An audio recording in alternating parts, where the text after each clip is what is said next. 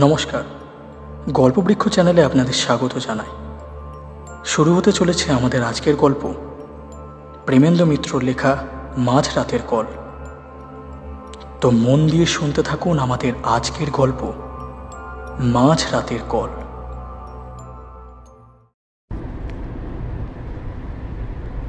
সেদিন রাত্রে শহরের প্রায় বাইরে বহুদূরের একটা কল সেরে একলাই ফিরছিলাম।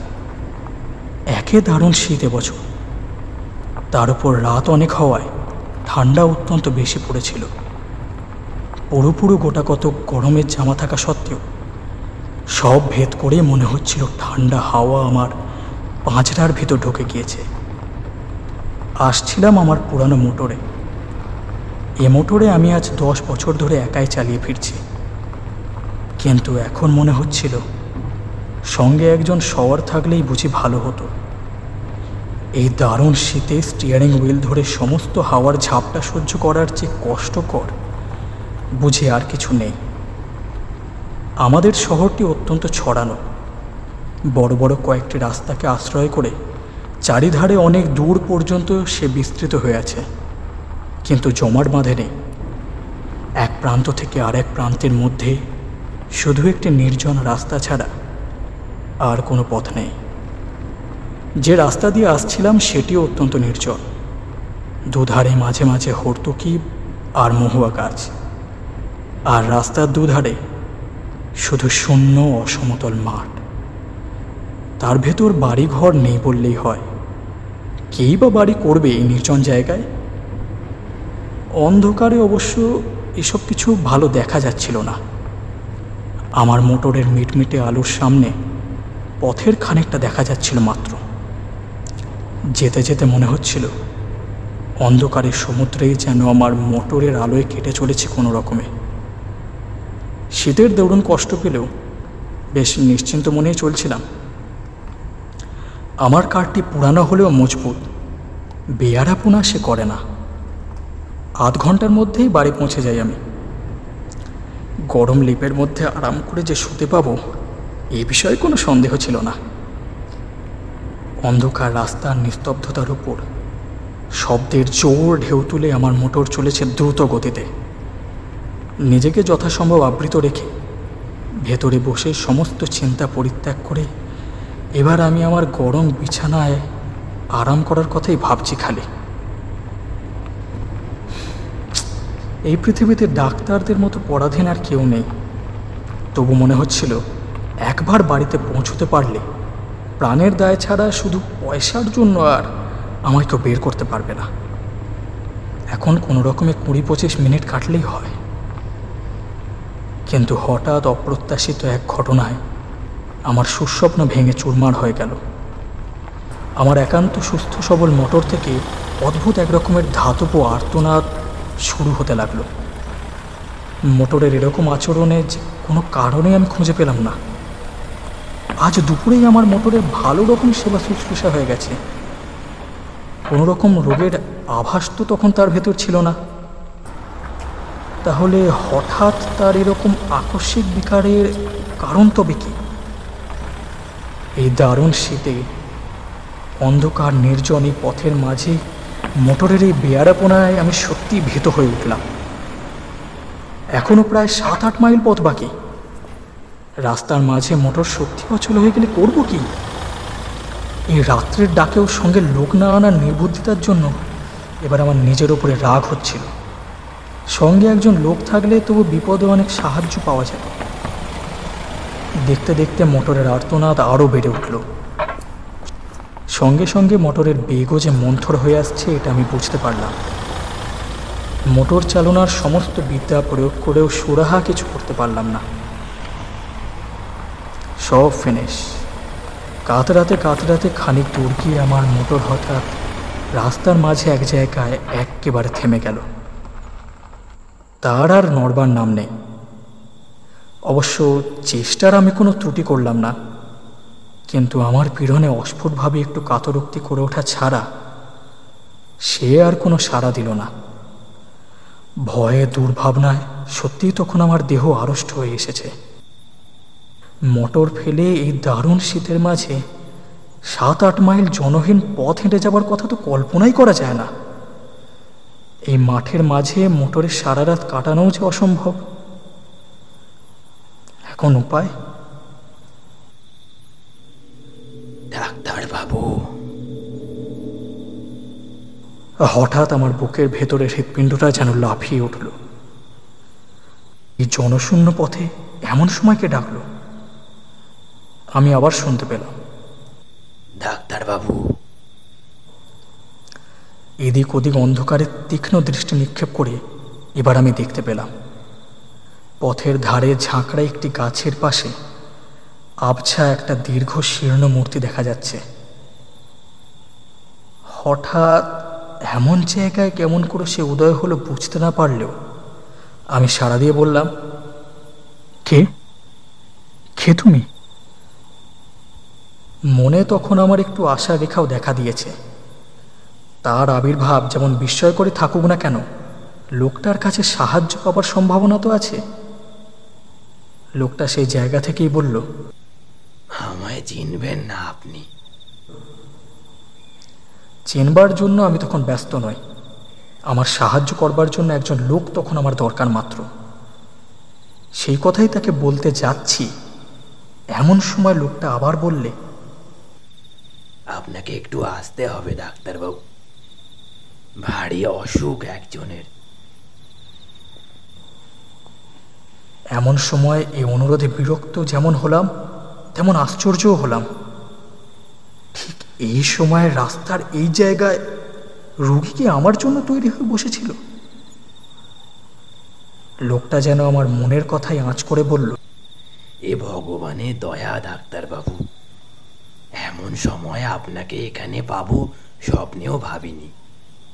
অথচ না পেলে যে কি বিপদই হতো। বেশি কথাবার্তা তখন আর ভালো লাগছিল না। তখন আমি একটু বিরক্ত হয়ে বললাম, কোথায় তোমার রোগী? লোকটা এবার নিঃশব্দে অন্ধকারের ভেতর একদিকে হাত বাড়িয়ে নির্দেশ করল। সেদিকে চেয়ে দেখলাম, সত্যিই তো দূরে একটা বাড়ির আলো যেন দেখা যাচ্ছে। এরকম নির্জন প্রান্তরের মাঝে যে এরকম বাড়ি খুব কমই থাকে। হঠাৎ এরকম জায়গায় আবার এমন সময় যাওয়াটাও তো একটু বিপজ্জনক। তবে শত্রু বলতে আমার কেমন কেউ নেই, সঙ্গে টাকা করেও নিতান্ত সামান্যই, এই যা ভরসা। আমি একটু ভেবে নিয়ে জিজ্ঞেস করলাম, কি অসুখ? জানি না ডাক্তারবাবু, কিন্তু অত্যন্ত সঙ্গীন অবস্থা। তাড়াতাড়ি না গেলে বোধহয় বাঁচানো যাবে না। দোহাই আপনার ডাক্তারবাবু, একটু চলুন। কোথায় নিজের বিপদ সামলাবো তা না হঠাৎ রাস্তার মাঝে মাঝরাত্রে যেতে হবে রোগীর চিকিৎসায়। তবু ডাক্তার মানুষ, জীবন মরণের সমস্যা শুনলে কি আর চুপ করে বসে থাকতে পারা যায়? বাধ্য হই তাই বললাম, চলো। মাঠের উপর দিয়ে সরু একটুখানি পথ, অন্ধকারে ভালো করে দেখাই যায় না। তাই ধরে লোকটার পিছু পিছু মিনিট 5 হেঁটে একটি বাড়ির উঠানে এসে দাঁড়ালাম। সামনে একটি ঘরের দরজা থেকে আলো দেখা যাচ্ছে। সেই দিকে দেখিয়ে লোকটা বললে, ওই ঘরেই রোগী। বাবু আপনি যান, আমি এক্ষুনি আসছি। অন্ধকারের ভেতরই বুঝতে পারছিলাম বাড়িটা বিশেষ সমৃদ্ধ চেহারার নয়। গুটি 4-5 ঘর এবং একটুখানি ঘেরা উঠান। ঘরগুলিও সব পাকা ছাদের নয়, দুপাশে খোলার ছাউনি। লোকটার কথা মতো সামনের ঘরে গিয়ে এবার আমি ঢুকলাম। ঘরটি আয়তনে বিশেষ বড় নয়, তার উপর নানা আকারের বাক্স প্যাটারায় বোঝাই বলে ভেতরে নড়বার চড়বার স্থান অত্যন্ত অল্প। দরজার মুখোমুখি রয়েছে একটি জানালা। সেই জানালার ধারে মিটমিট করে একটি কেরোসিনের লণ্ঠন জ্বলছে। সেই আলোতেই স্পষ্টভাবে দেখা গেল দরজার বাঁ ধারে একটি 4 পায়ায় অত্যন্ত শীর্ণ এক ভদ্রলোক শুয়ে আছেন। আমি ঘরে ঢুকতেই ক্ষীণ স্বরে তিনি বললেন, এসেছেন ডাক্তারবাবু, আপনার দয়া কখনো ভুলবো না। ঘরের ভিতর এদিক ওদিক চেয়ে বসবার জায়গা একটিও দেখতে পেলাম না। জানলার কাছে গিয়ে চারপায়া থেকে অনেক দূরে গিয়ে একটি বেতের মোড়া চেয়ার দেখতে পেলাম। সেইটাই টেনে চারপায়ের কাছে আসবার উদ্যোগ করতেই ভদ্রলোক আবার ক্ষীণ স্বরে বললেন, বসুন, এইখানেই বসুন। আগে আপনাকে আমার রোগের কথা বলি, শুনুন। একটু হেসে এবার সেখানেই বসলাম। রোগীদের নানা অদ্ভুত বাতিকের সঙ্গে আমার যথেষ্ট পরিচয় আছে। বুঝলাম খানিকক্ষণ ধরে নিজের রোগ সম্বন্ধে ভদ্রলোকের নানা মতামত এখন আমায় শুনে যেতে হবে, না শুনলে আর নিস্তার নেই। আমার রোগ সারাতে আপনি পারবেন না ডাক্তারবাবু, বাঁচাতে পারবেন আমাকে? ক্ষীণ স্বরে প্রথমেই তিনি আরম্ভ করলেন। আমি একটু হেসে বললাম,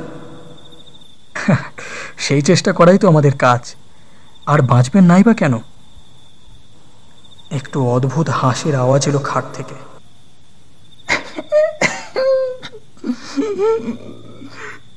বাঁচতেও পারি ডাক্তারবাবু, কিন্তু কেমন করে বলুন তো? পারেন বই কি, কি তেমন হয়েছে আপনার? না, তার কি হয়েছে? ডাক্তারদের অনেক ক্ষমতা, কেমন না? কিন্তু ধরুন তাতেও যদি না বাঁচি, যদি আজ রাতেই মারা যাই। রোগীর এই অধন্মত্ত প্রলাপের উত্তরে যে কি বলবো কিছুই ভেবে পেলাম না। মনে মনে তখন এই বিলম্বে অস্থির হয়ে উঠেছে। রোগী আবার বললেন, যদি আপনি থাকতে থাকতে মারা যান ডাক্তারবাবু, কি হবে তাহলে? আপনার ফি কে দেবে? আচ্ছা, পাগল রোগীর পাল্লায় পড়া গেল তো। আমি বললাম, আমরা শুধু ফির জন্যই সবসময় আসি না।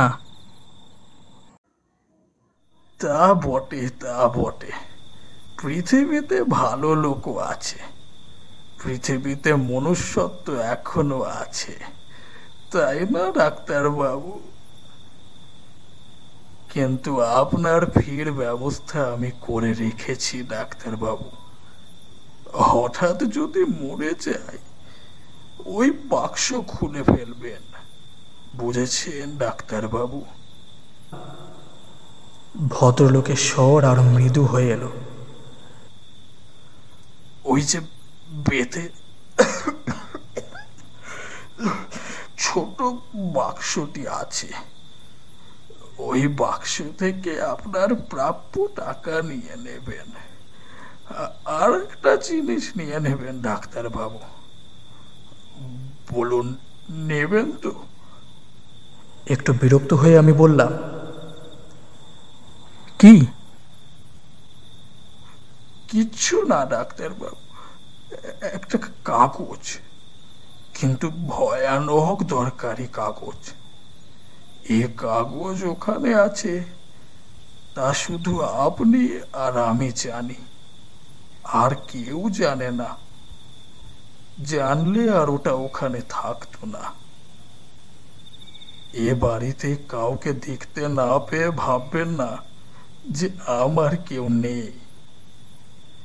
আমার অনেক আত্মীয় আছে, তারা উঁত পেতে আছে আমার মরার অপেক্ষায়, কিন্তু তাদের বিশ্বাস আমি হয়তো মরব না।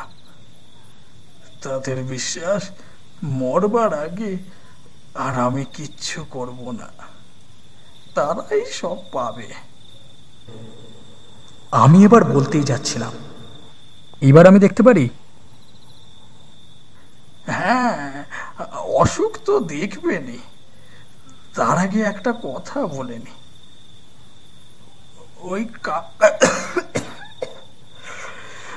ওই কাগজটি আমার উইল, বুঝেছেন ডাক্তারবাবু? আমার ছেলের নামে উইল, সে ছেলেকে আমি ত্যায্য পুত্র করেছিলাম একদিন। কোথায় আছে তাও জানি না, কিন্তু জানেনি তো, রক্ত জলের চেয়ে বড় ধন। আর বেশিক্ষণ অপেক্ষা করা যায় না। মোড়া থেকে উঠে পড়ে আমি বললাম, এইবার আমি দেখতে পারি? খাট থেকে আওয়াজ এলো, দেখুন। আমি খাটের কাছে এগিয়ে গিয়ে রোগের নাড়ি দেখবার জন্য হাতটা তুলে ধরলাম, এবং পর মুহূর্তেই সেই দারুণ শীতের ভেতরও আমার সমস্ত দেহ ঘেমে উঠল। সেই হাত যে বরফের মতো ঠান্ডা। এই রোগী যে মৃত। শুধু মৃত হলে এতখানি আতঙ্কের আমার বোধহয় কোনো কারণ থাকতো না, কিন্তু ব্যাপার যে সম্পূর্ণ আলাদা। ডাক্তারি শাস্ত্রে যদি কিছু সত্য থাকে, তাহলে এই রোগী এইমাত্র মারা যায়নি, তার মৃত্যু হয়েছে অনেক আগে, কয়েক ঘন্টা আগে। তার সমস্ত দেহ কঠিন। উন্মাদের মতো আরো খানিকক্ষণ পরীক্ষা করলাম। না না, ভুল আমার হতেই পারে না, কিন্তু তাহলে এ ব্যাপারে অর্থ কি? তখনও কিন্তু স্থিরভাবে কোনো চিন্তা করবার ক্ষমতা আমার নেই। আতঙ্কে আমার বুকের স্পন্দন পর্যন্ত যেন থেমে আসছে। হঠাৎ জানালার কাছের বাতিটা দপদপ করে নেচে উঠল। সেটা একবার নেড়ে দেখলাম, তাতে তেল এক ফোঁটাও নেই। প্রান্তরের মাঝে নিস্তব্ধ নির্জন বাড়িতে এই ভয়ঙ্কর অবস্থায় আমি একা। এই বাতির আলোটুকুই যেন আমার একমাত্র সহায় ছিল। তাও নিভতে চলেছে দেখে আমি দ্রুত পদে ঘর থেকে বেরিয়ে পড়লাম। বুঝলাম পিছনে আলোটা আর কয়েকবার নেচে নিভে গেল। তখন আমি উঠান ছাড়িয়ে এসেছি প্রায়। কিভাবে তারপর অন্ধকার প্রান্তরের ভেতর দিয়ে ছুটতে ছুটতে সেই মোটরে এসে উঠেছিলাম, তা এখন আমার মনে নেই। মোটর চালিয়ে শহরের মাঝ বরাবর আসবার পর আমার যেন স্বাভাবিক জ্ঞান ফিরে এলো। সবচেয়ে আশ্চর্যের ব্যাপার মনে হলো মোটরের ওই চলা। খানেক আগে অদ্ভুতভাবে যে মোটর বন্ধ হয়ে গিয়েছিল, হঠাৎ আবার বিনা চেষ্টায় আপনা হতে সে মোটর এমনভাবে শুধরে গেল কি করে? তারপর দিনের আলোকে লোক সঙ্গে করে নিয়ে সেই প্রান্তরের মাঝের কার বাড়িতে ওই নিঃসঙ্গ রোগীর শেষ ইচ্ছা পূর্ণ করার ব্যবস্থা করেছিলাম আমি। তার ছেলেই আজকাল সমস্ত বিষয়ের মালিক। সেদিনকার রহস্যের স্বাভাবিক মীমাংসা আমি এখনো করে উঠতে পারিনি। শেষ হলো আমাদের আজকের গল্প, প্রেমেন্দ্র মিত্রর লেখা মাঝরাতের কল। গল্পের ভিন্ন চরিত্রে ছিলাম আমি, দেব এবং সৌগত। গল্পটি ভালো লাগলে আমাদের চ্যানেলটি সাবস্ক্রাইব করবেন এবং গল্পটিতে একটা লাইক দেবেন। ধন্যবাদ।